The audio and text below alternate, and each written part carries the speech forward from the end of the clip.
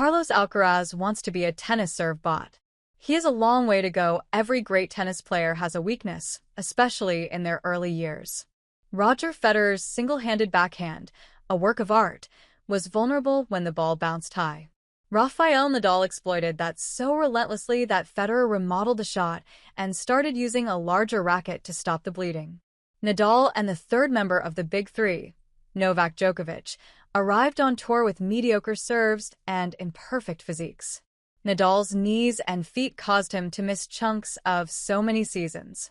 Djokovic struggled with his fitness and had a reputation for pulling out of matches with various ailments. Then, he turned his serve into one of the most efficient in the sport. They won a few Grand Slam titles, those three just the 66 and counting, with Djokovic still on the scene. And so it is with Carlos Alcaraz, who has more magic in his right arm than anyone in the men's game, except when he steps up to the baseline ball in hand. His tennis is so explosive, fluent, and unpredictable when a rally starts that it can go unnoticed when he ends up playing more of them than he should behind his own serve. Alcaraz and his team know this better than anyone, which is why the Spaniard, 22, came to this year's Australian Open with a new, more rhythmic service motion. It's a work in progress that he hopes will pay dividends in the long run. And things look promising in the short run, too. Alcaraz won his first event of this season's clay court swing in Monte Carlo, Monaco, and made the final of his second in Barcelona. A hip flexor issue during the championship match with Holger Rune helped prevent him from winning a second straight title. But after a bumpy start to the year, in which he has mixed titles with surprising losses full of elementary mistakes, his success on the clay is not surprising. The slower surface neutralizes players who rely on power serves. That enables a player such as Alcaraz to attack his opponents when they are serving, because he can outplay them once points develop. It also enables him to make up for the games he might lose on his own serve. On faster courts, the deficit is harder to bridge. The serve is not as important probably as on hard court, he said in a post-match news conference in Monte Carlo. That's pretty good for me. We are playing, almost every point, so we can't make a lot of points or free points with the serve. Still, he'd prefer to have to do that as little as possible. Winning under pressure is nice, but winning efficiently is often nicer. Soon enough, Alcaraz will be back on grass and hard courts, where the serve can be so decisive. He will also have to face Jannik Sinner, the world number one, and his biggest rival at the top of men's tennis.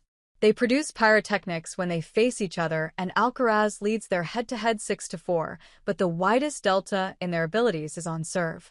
Sinner spent much of 2024 remaking changing his motion and stance to generate more lift and power.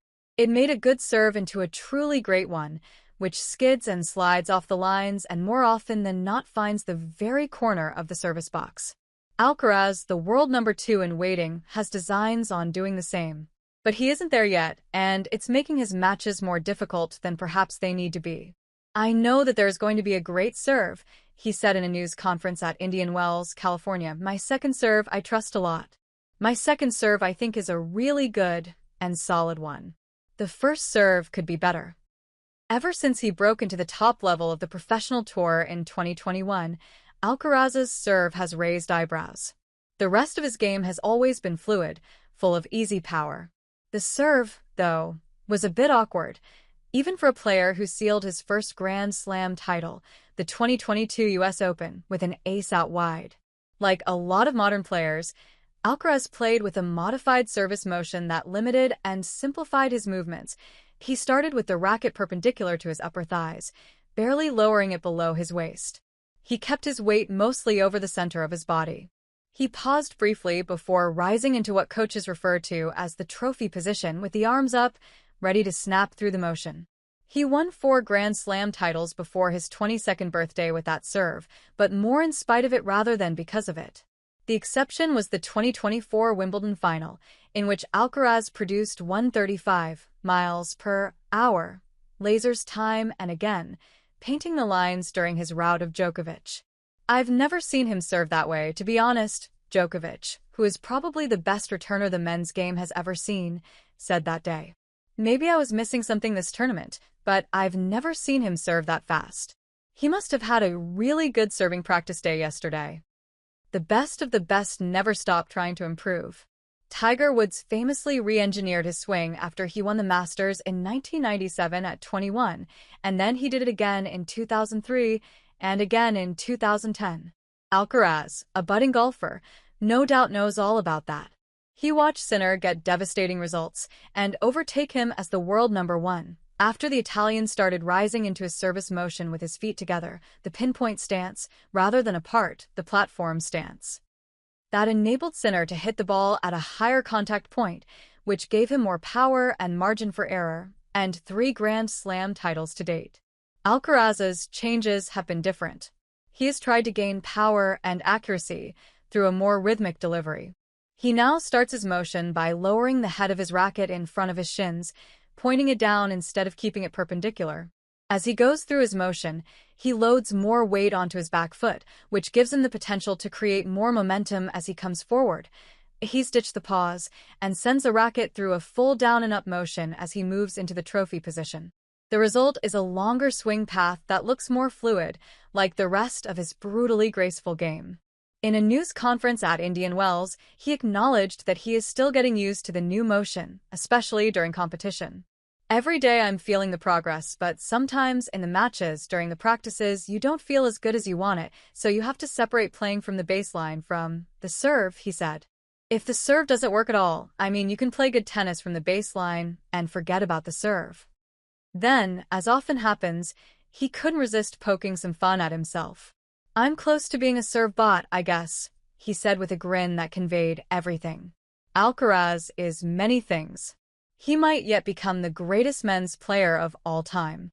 4 Grand Slams at 21 is a torrid pace. He is not a serve bot. Not yet, at least. According to data analysis from Tennis Data Innovations and TennisBiz, Alcaraz's serve is fine. It's above average but unspectacular, especially compared with the rest of his game. More importantly, it lags behind the best players in the world in what really matters: placement. Serving fast has become so commonplace in men's tennis that speed is no longer the defining factor in the sport. What was an elite service speed just 30 years ago, when Pete Sampras was getting above 120 miles per hour and nobody could do anything about it, has become the average. Players in the 40s, 50s, and 60s in the rankings are clocking 13.0 mph with regularity.